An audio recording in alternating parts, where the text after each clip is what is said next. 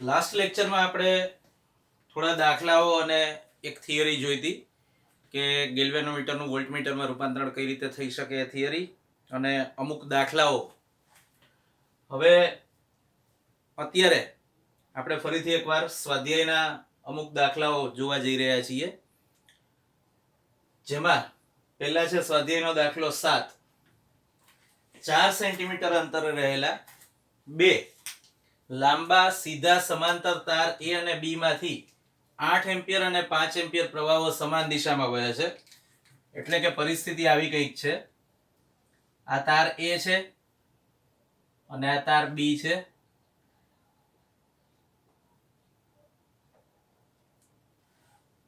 બંને વચ્ચેનું અંતર, જેને આપણે D કહી દઈએ, એ D આપેલું છે 4 સેન્ટીમીટર, જેના હું મીટર કરું એટલે મળશે 0.04. બંનેમાંથી A અને B માંથી વહેતા પ્રવાહો, એને આપણે I1 કહીએ, A માંથી વહે છે એને, અને B માંથી વહે છે એને આપણે I2 કહીએ. તો I1 બરાબર આપેલું છે 8 એમ્પિયર અને I2 બરાબર આપેલું છે 5 એમ્પિયર. બંને પ્રવાહો સમાન દિશામાં વહે છે. તો તાર A ના 10 સેન્ટીમીટર લંબાઈ વાળા ભાગ પર, મતલબ કે L1 બરાબર 10 સેન્ટીમીટર એટલે કે 0.1 મીટર લઈએ, એના પર લાગતું બળ એટલે કે કેપિટલ F આપણે શોધવાનું છે. હવે આપણે જાણીએ છીએ કે પરસ્પર સમાંતર હોય એવા બે તાર વચ્ચે બંનેમાં જો વિદ્યુત પ્રવાહ વહેતો હોય તો એકમ લંબાઈ દીઠ લાગતા બળનું સૂત્ર હતું μ0 I1 I2 upon 2πd. આમાં આપણે કિંમત મૂકીએ 4π10⁻⁻⁷ μ0 ની કિંમત છે, અને I1 8, I2 5 અને છેદમાં 2π અને d ની કિંમત છે 0.04. ફાઇનલી આ બધાને સાદુરૂપ આપશો એટલે તમને મળશે 2 × 10⁻⁴. ધ્યાન રાખજો, એકમ આવશે ન્યૂટન પર મીટર, કારણ કે આ એકમ લંબાઈ દીઠ લાગતું બળ છે.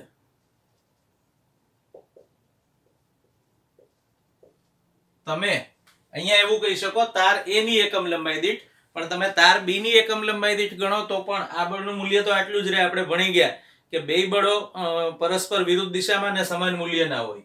મતલબ A પર B વડે લાગતું બળ એટલું જ બળ B વડે A પર લાગતું હોય, પણ બંનેની દિશાઓ પરસ્પર વિરુદ્ધ હોય. તો હવે ત્રિરાશિ મૂકીએ. 1 મીટર પર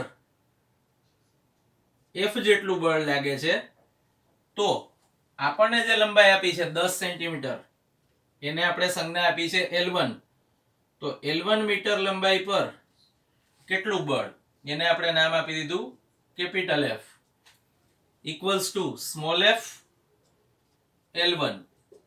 સ્મોલ f એટલે 2 × 10⁻⁴, અને L1 10 સેન્ટીમીટર એટલે કે 0.1 મીટર. તમે આને 10⁻1 ગણી શકો એટલે જવાબ આવશે 2 × 10⁻⁵ ન્યૂટન.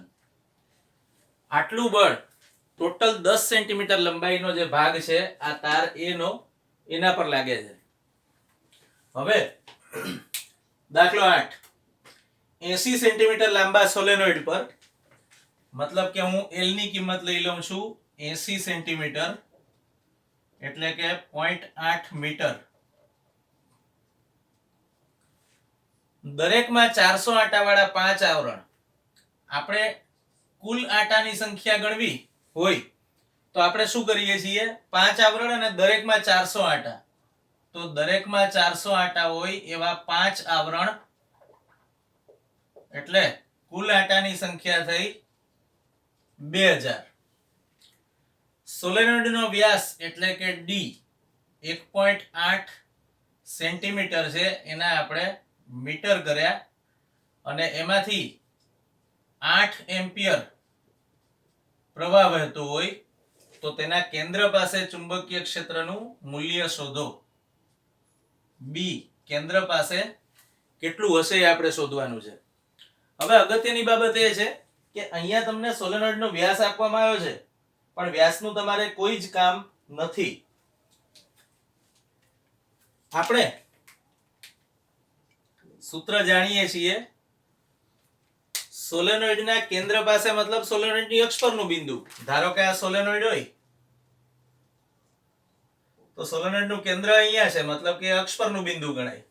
તો સોલેનોઇડની અંદરના વિસ્તારમાં આવેલું બિંદુ એવું તમે કહી શકો. એના માટે ચુંબકીય ક્ષેત્રનું સૂત્ર તમે જાણો છો. B બરાબર μ0 n I, જ્યાં સ્મોલ n શું છે? એકમ લંબાઈ દીઠ આટાની સંખ્યા છે.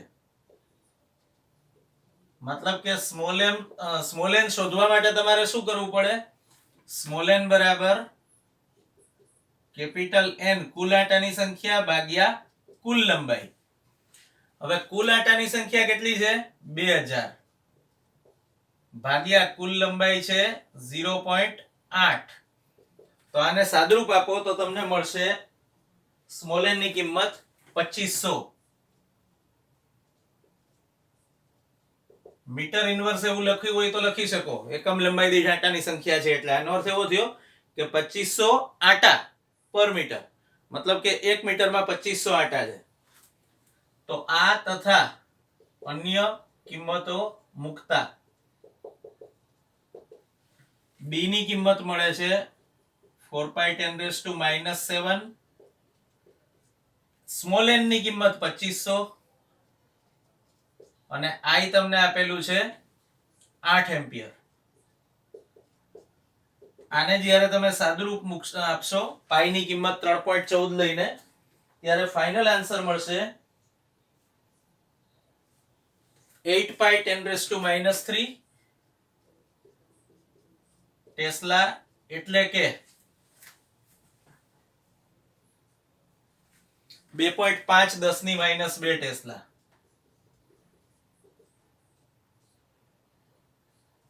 તમને એવું કહી શકાય કે આ બંને સાચા જવાબો મળે છે.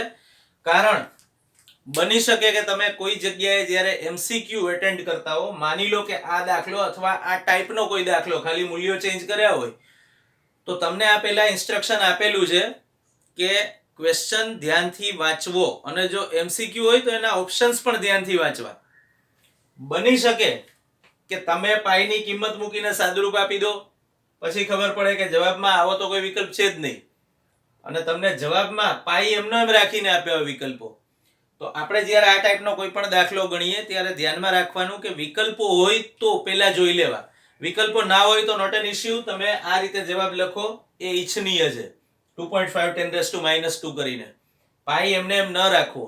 પણ જો તમને ધારો કે MCQ ના વિકલ્પોમાં પાઈ આપ્યો હોય તો એમને એમ રાખવો જોઈએ. અચ્છા, હવે અહીંયા કદાચ એક એવો સવાલ થાય કે ભાઈ દરેકમાં 400 આટાવાળા 5 આવરણ વીંટાળ્યા છે એ કઈ રીતે? તો ધારો કે આ પહેલું આવરણ છે, પછી એની ઉપર આ રીતે બીજું આવરણ હોય, પછી વળી એની ઉપર આ રીતે અહીંયા ત્રીજું આવરણ હોય, આની ઉપર ચોથું, આની ઉપર પાંચમું, આવી રીતે 5 આવરણો હોઈ શકે. તો સોલેનોઇડમાં તમે એકમ લંબાઈ દીઠ આટાની સંખ્યા વધારવા માંગતા હો તો જરૂરી નથી કે આટાઓની ગીચતા જ વધારવી. તમે જોઈ શકો છો કે અહીંયા કેપિટલ N વધારો, તમે 5 આવરણના બદલે 6 આવરણ કરો તો ચુંબકીય ક્ષેત્ર હજુ પ્રબળ મળે. કારણ તમે 5 ના બદલે 6 આવરણ કર્યા એટલે આ 400 ગુણ્યા 6 2400 થયું. મતલબ કે અહીંયા 2400 ભાગ્યા 0.8 એટલે જવાબ આવશે 3000 અને અહીંયા પણ એટલો વધારો થશે અને અહીંયા ફાઇનલ આન્સર પણ વધી જશે. તો કદાચ આના પરથી કોઈ MCQ બનાવવું હોય કે કોઈ ક્વેશ્ચન બનાવવો હોય તો તમને એવું પણ પૂછી શકાય કે સોલેનોઇડમાં આટાઓની ગીચતા વધાર્યા વગર ચુંબકીય ક્ષેત્ર વધારવું હોય તો તમે આટાઓની સંખ્યામાં શું ફેરફાર કરશો? તો તમે આના પરથી પણ એનો જવાબ આપી શકો કે ભાઈ એની ઉપર આટાના વધુ આવરણો ચડાવવાથી પણ સોલેનોઇડની અંદર મળતા ચુંબકીય ક્ષેત્રનું મૂલ્ય વધારી શકાય છે. સી આપણા ક્વેશ્ચન્સ, ફિઝિક્સના ક્વેશ્ચન્સ પર્ટિક્યુલર એક જ દાખલામાંથી જુદી જુદી 25 વસ્તુઓ પૂછી શકાય એવું હોય, જુદી જુદી રીતે પૂછી શકાતી હોય. તમને જ્યારે એવું કહેવામાં આવે છે કે તમારું પ્રશ્નપત્ર પાઠ્યપુસ્તક પર આધારિત હશે, ત્યારે મગજમાં રાખવાનું છે પાઠ્યપુસ્તક પર આધારિત હશે, પાઠ્યપુસ્તકમાંથી જ હશે એવો કોઈ રૂલ નથી. હા, તમે જે વસ્તુઓ ભણી ગયા એના વિશે પૂછાશે એ કન્ફર્મ. તમને બહારનો કોઈ કન્સેપ્ટ નહીં પૂછાય. તમને એવું નહીં પૂછાય કે ટોકામકનું મિકેનિઝમ સમજાવો. ટોકામક તમારા સિલેબસમાં નથી આવતું હજુ સુધી, એટલે ટોકામકની સંરચના અને એની કાર્ય પદ્ધતિને આવું બધું પૂછાય એવું ના બને. પણ આ વસ્તુ તમારા સિલેબસમાં છે, તમને દાખલા વડે સમજાવવામાં પણ આવી કે ભાઈ આવું કરવાથી સોલેનોઇડમાં ચુંબકીય ક્ષેત્ર વધે છે, તમને એની હિન્ટ આપી દીધી. આટલા આવરણ વીંટાળ્યા છે. અત્યાર સુધી તમે એક જ સિંગલ લેયર વાળું સોલેનોઇડ ભણ્યા છો થિયરીમાં, પણ દાખલામાં તમને એ વસ્તુ ઇનડાયરેક્ટલી સમજાવવામાં આવી કે જો તમે સોલેનોઇડ પર આટા ભલે ગીચતા એટલી ને એટલી રાખો, મતલબ એકમ લંબાઈ દીઠ આટાની સંખ્યા સ્મોલ n આમ જુઓ તો એટલી ને એટલી જ રહે ગીચતા ન બદલાવાથી, પણ એની ઉપર આવરણ કરો તો ફાઇનલી સ્મોલ n વધી જાય છે. અહીંયા આપણે જોયું એ રીતે. તો તમને એક ઓપ્શન આપી દેવામાં આવ્યો, ઇનડાયરેક્ટલી એક હિન્ટ આપવામાં આવી કે ભાઈ તમારા સોલેનોઇડની અંદરનું ચુંબકીય ક્ષેત્ર જો વધારવું હોય તો તમારી જોડે આ ઓપ્શન છે. એટલે આ પ્રકારના પ્રશ્નોને ટ્રિકી પ્રશ્નો કહેવાય, જે તમને એક્ઝામમાં પણ પૂછી શકાય છે. એટલે બી એલર્ટ વાઇલ સ્ટડીંગ ન્યુમેરિકલ્સ. તમે જ્યારે પણ દાખલા ગણતા હો ત્યારે એ વસ્તુ મગજમાં રાખો કે જુદા જુદા મૂલ્યો ચેન્જ થઈ શકે છે. મેં તમને આપેલા હમણાં જ કીધું કે 10 ના બદલે 1.0 કરી નાખે તો તમારો જવાબ ચેન્જ થઈ જશે. એટલે દાખલો જ્યારે આપણે ગણીએ ત્યારે સમજીને ગણવો. આ આકૃતિ દોરવા પાછળનો એક જ હેતુ છે, બાકી એનું કોઈ જ કામ નથી. તમે એક્ઝામમાં આકૃતિ ના દોરો, કોઈ તમારો અડધો માર્ક કંઈક આપવાનું નથી. પણ બી શ્યોર કે તમે જ્યારે દાખલો સમજો છો ત્યારે પૂરેપૂરું કોન્સન્ટ્રેશન અહીંયા હોય. અહીંયા ઘણી બધી બાબતો એવી હશે કે જે થિયરીમાં ન પણ આપી હોઈ શકે કદાચ.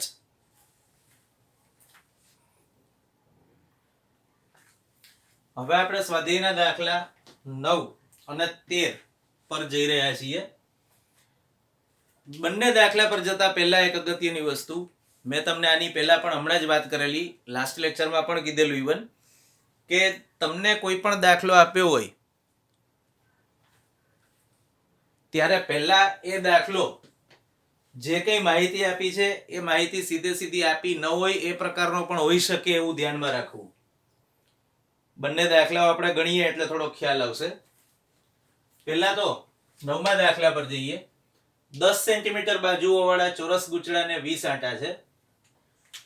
ચોરસ ગૂંચળું છે અને ચોરસ માટે બાજુની લંબાઈ આપેલી છે L બરાબર 10 સેન્ટીમીટર, મતલબ કે 0.1 મીટર અથવા 10 ની -1 મીટર એવું પણ કહી શકો. 20 આંટા છે, મતલબ કે n ની કિંમત 20 છે. ધ્યાન રાખજો, જ્યાં ક્યાંય n આવે છે ત્યાં કેપિટલ N એટલે આંટાની કુલ સંખ્યા હોય છે અને સ્મોલ n એટલે એકમ લંબાઈ દીઠ આંટાની સંખ્યા આપણે લઈએ છીએ. અહીંયા કુલ 20 આંટા છે એટલે મેં કેપિટલ N ની કિંમત 20 લીધી છે. ગૂંચળું શિરોનામ લટકાવ્યું છે જે તેના સમતલને લંબ 0.80 ટેસ્લા નિયમિત ચુંબકીય ક્ષેત્ર સાથે, મતલબ B ની કિંમત 0.80 ટેસ્લા, એની સાથે 30 ડિગ્રી કોણ બનાવે છે, મતલબ કે થીટાની કિંમત છે 30 ડિગ્રી.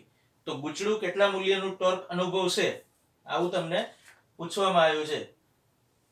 હવે કિંમતો મૂકીએ. આપણું સૂત્ર જે હતું ટોર્ક બરાબર NIAB sin થીટા. આમાં પણ યાદ રાખવાનું કે એ ક્ષેત્રફળ છે અને થીટા એ A અને B વચ્ચેનો ખૂણો છે. હવે ક્ષેત્રફળ તમને ડાયરેક્ટલી નથી આપ્યું, બાજુનું માપ આપ્યું છે અને લખેલું છે કે ગૂંચળું ચોરસ છે.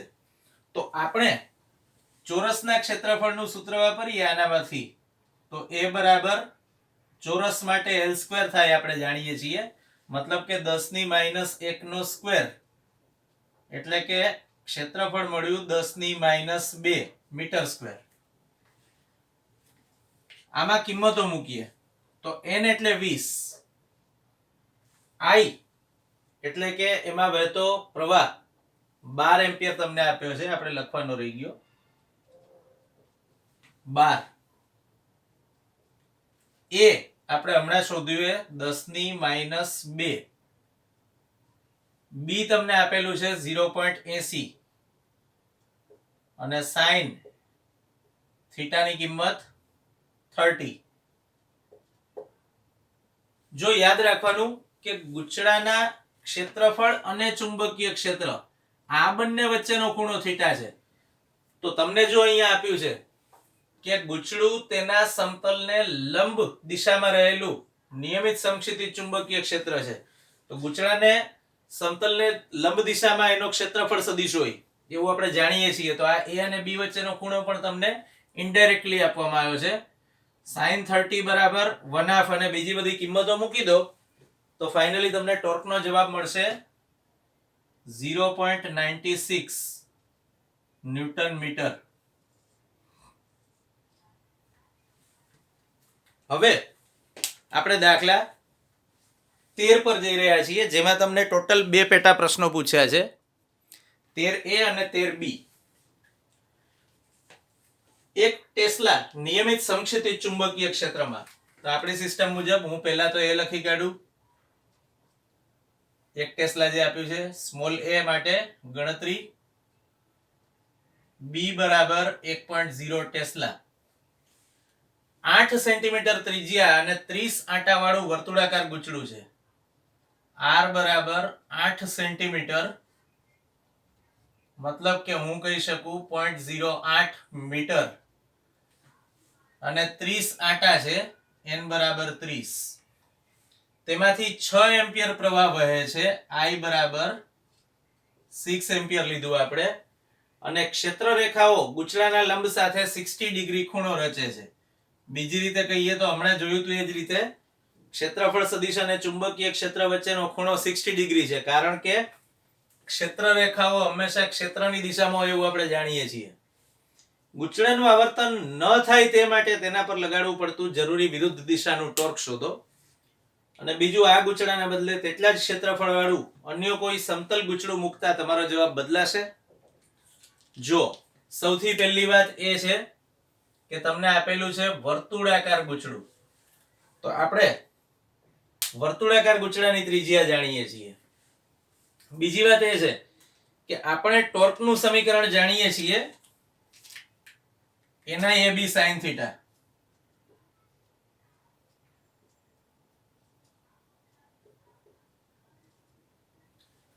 NIB થીટા આ બધું આપ્યું છે, પણ એ નથી આપ્યું.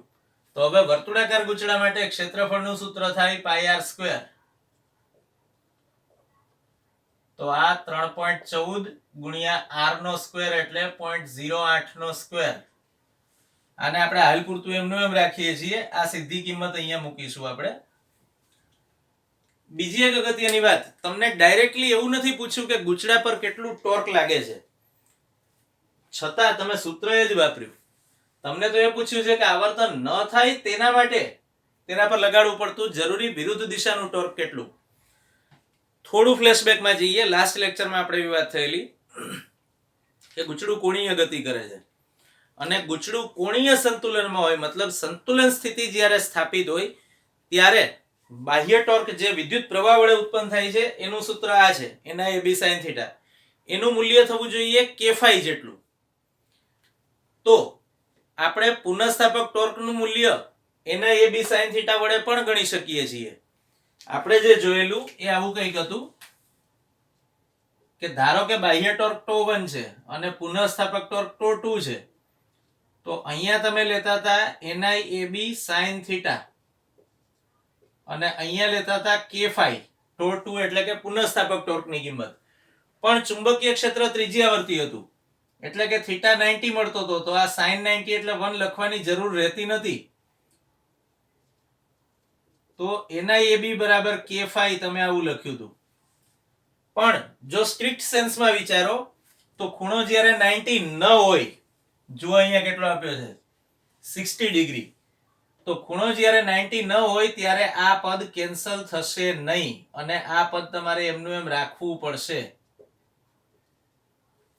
અને ધારો કે મારે સંતુલન સ્થિતિમાં જ વાત કરવી હોય તો હું આ k કિંમત ના મૂકું, τ2 એમનું એમ રાખું, તો જુઓ પુનઃસ્થાપક ટોર્કનું મૂલ્ય મને આ સમીકરણ પરથી મળ્યું. તો મારે અહીંયા પણ જરૂરી વિરુદ્ધ દિશાનું ટોર્ક એટલે કે પુનઃસ્થાપક ટોર્ક જ જોઈતું હતું અને એના માટે મેં આ સૂત્ર એમનું એમ રાખ્યું, એના AB sin θ. તો એક જ વસ્તુ તમને થોડી અલગ સેન્સમાં થોડી અલગ કરીને પૂછી છે, એટલે આ વસ્તુ થોડી મગજમાં રાખવાની કે જ્યાં ક્યાંય પુનઃસ્થાપક ટોર્ક શોધવાનું હોય ત્યાં આપણે અહીંયા k phi લીધું હતું એટલે હંમેશા k phi લેવું એવો કોઈ રૂલ નથી. પુનઃસ્થાપક ટોર્કનું મૂલ્ય સંતુલન સ્થિતિમાં આના પરથી શોધી શકાય. હવે એના AB sin θ માં ફરીથી એકવાર બધી કિંમતો મૂકી દઈએ.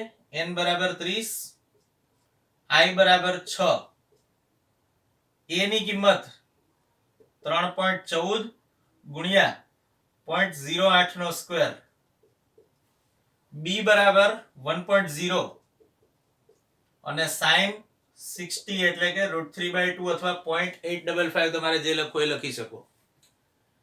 યાદ રાખવાનું કે આમ તો આપણે ગુણાકારમાં 1.0 લખીએ કે ના લખીએ કોઈ ખાસ એવો ફરક પડી નથી જતો, છતાં આપણે અહીંયા 1.0 લખવું ફરજિયાત છે જેથી કરીને ખ્યાલ આવે કે આપણે b ની કિંમત મિસ નથી કરી. સૂત્રમાં કિંમતો મૂકતી વખતે આ 1.0 લખવું ફરજિયાત છે, ધ્યાનમાં રાખજો. બસ તો હવે તમે આને જ્યારે સાદુરૂપ આપશો ત્યારે તમને ફાઇનલ આન્સર મળશે 3.1 ન્યૂટન મીટર, જે જરૂરી વિરુદ્ધ દિશાનું ટોર્ક છે. હવે બી માં એવું પૂછ્યું છે કે આ ગૂંચળાના બદલે તેટલા જ ક્ષેત્રફળ વાળું અન્ય કોઈ સમતલ ગૂંચળું મૂકતા તમારો જવાબ બદલાશે? ના, જવાબ બદલાશે નહીં. કારણ ક્ષેત્રફળ તો એટલું ને એટલું જ રહેશે. તમને હજુ એવું સ્પેસિફિકલી આપ્યું છે કે અન્ય વિગતોમાં કોઈ ફેરફાર થતો નથી. તો અન્ય વિગતોમાં કોઈ ફેરફાર નથી થતો તો ટોર્કનું સૂત્ર તો એના AB sin θ, એમાં ni ક્ષેત્રફળ એટલું ને એટલું, a અને b ચુંબકીય ક્ષેત્ર પણ એટલું ને એટલું. તો પછી તમારો જવાબ શું લેવો બદલાય? તમારો જવાબ આનો આ રહેશે. બીજા શબ્દોમાં કેવું હોય તો તમે એમ પણ કહી શકો કે ગૂંચળા પર લાગતા ટોર્કનું મૂલ્ય એના આકાર પર આધારિત નથી. અમુક વસ્તુ એવી હોય કે જે આકાર પર આધારિત હોય. તમે પ્રતિબળ વિકૃતિ વાળા ટોપિકમાં એ ટાઈપની માહિતી જોયેલી છે. જસ્ટ એક એક્ઝામ્પલ આપું છું કે જે આકાર સાથે બદલાતી એવી વસ્તુ, આકાર વિકૃતિ ને બધો અભ્યાસ તમે કરી ચૂક્યા 11th માં. પણ પર્ટિક્યુલર આ જગ્યાએ ગૂંચળાનો આકાર કેવો છે એનાથી કોઈ જ નિસ્બત નથી. તમે જોઈ શકો છો કે તમે ચોરસ ગૂંચળા માટે અને વર્તુળાકાર ગૂંચળા માટે બેય માટે ઇક્વેશન તો સેમ જ યુઝ કર્યું છે. ઇવન અહીંયા તમે ટોર્ક શોધતા હતા, અહીંયા તમે પુનઃસ્થાપક ટોર્ક શોધો છો, છતાં સમીકરણ બદલાતું નથી. તો કહેવાનો હેતુ એ છે કે ગૂંચળું કેવો શેપ ધરાવે છે, ચોરસ છે, લંબચોરસ છે, વર્તુળાકાર છે, ડઝન્ટ મેટર, કોઈ બી શેપ ધરાવતું હોય એના પર લાગતા ટોર્કનું મૂલ્ય બદલાય નહીં. કોઈ બી દાખલામાં કોઈ બી જગ્યાએ જ્યાં ક્યાંય તમે નિયમિત અથવા સમાન ચુંબકીય ક્ષેત્રમાં ગૂંચળું મૂકો છો, વિદ્યુત પ્રવાહાધારિત ગૂંચળું, ત્યારે એના પર લાગતા ટોર્કનું સમીકરણ ઓલવેઝ એના AB sin θ રહેશે. એ કન્ફર્મ છે.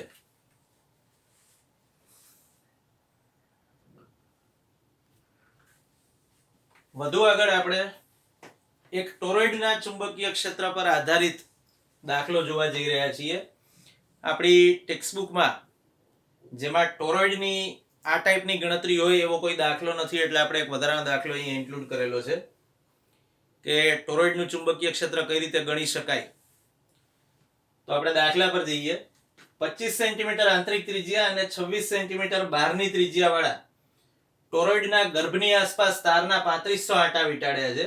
તારમાંથી 11 એમ્પિયર પ્રવાહ વહેતો હોય તો ટોરોઇડની બહાર, ટોરોઇડની અંદર અને ટોરોઇડ વડે ઘેરાયેલી ખાલી જગ્યામાં ચુંબકીય ક્ષેત્ર કેટલું હશે એ તમને પૂછ્યું છે. હવે આપણે ટોરોઇડની પહેલા એક રફ આકૃતિ દોરી કાઢીએ, પ્રોપર ખ્યાલ આવે એના માટે. ધારો કે આ ટોરોઇડ છે. આપણે જાણીએ છીએ કે હવા ભરેલા ટાયર જેવો એનો શેપ હોય છે. તો આ એક ટોરોઇડ છે એવું માની લઈએ હાલ પૂરતું.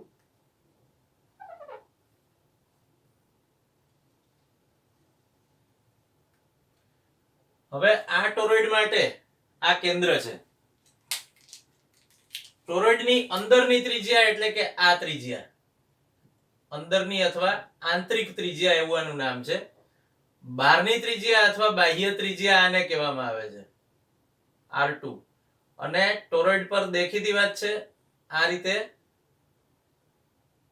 સોલેનોઇડના બે છેડા વર્તુળાકારે વાળીને જોડી દેવાથી મળે, મતલબ આ રીતે તારના આટા છે ટોટલ આખા ટોરોઇડ પર.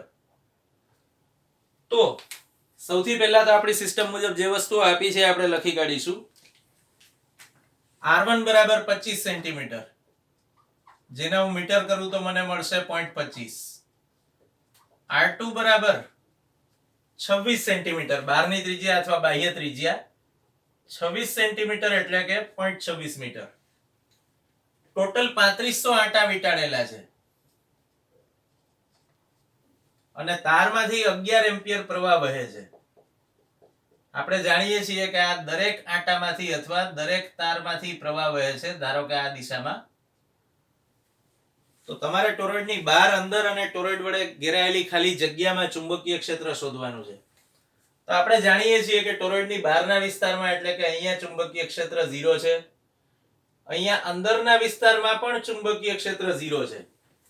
તો આ પહેલા બે જવાબ તો બહુ સિમ્પલ છે. આપણે જાણીએ છીએ થિયરી પરથી કે બંને કિસ્સામાં ટોરોઇડ વડે મળતું ચુંબકીય ક્ષેત્ર 0 છે.